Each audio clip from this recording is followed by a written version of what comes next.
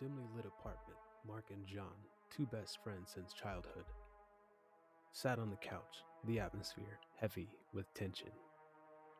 Mark had a look of desperate urgency in his eyes, and he glanced at his friend John, who appeared skeptical and slightly annoyed. "John, you have to believe me," Mark pleaded. "She's not what she seems. She's a man-eater, a succubus." John raised an eyebrow, skeptical. "A succubus? Seriously, Mark? You've been watching too many horror movies." Mark knew it sounded crazy, but he had seen enough to be convinced.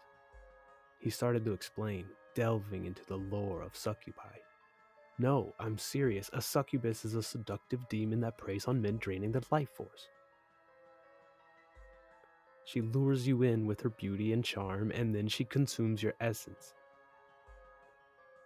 As Mark spoke, the woman in question, Lisa, entered the room.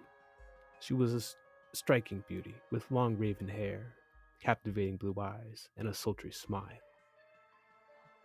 She approached them, leaning in, her warm breath brushing against John's ear. "Mark, you're scaring him with your crazy stories. We should be having a good time." John couldn't deny the allure of Lisa's presence, but the Mark's words gnawed at the back of his mind. "Mark, you're overreacting. Lisa is my girlfriend. She's not a demon."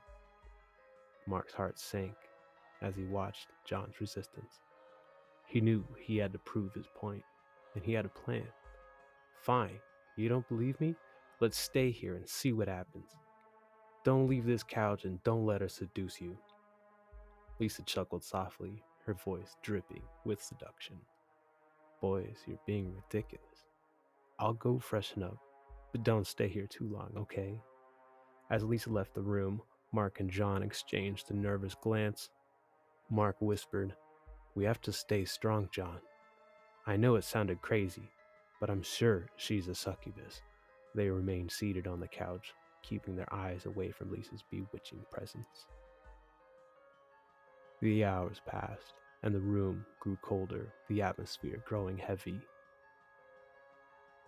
Mark couldn't help but notice that John looked paler, his vitality fading. "You see, John, I told you," Mark said, his voice quivering. John gasped, feeling the life being drained out of him. "Mark, I believe you now. What do we do?" But it was too late. Lisa returned, her beauty now more sinister, her eyes dark and predatory. She had them under her spell, and they couldn't move.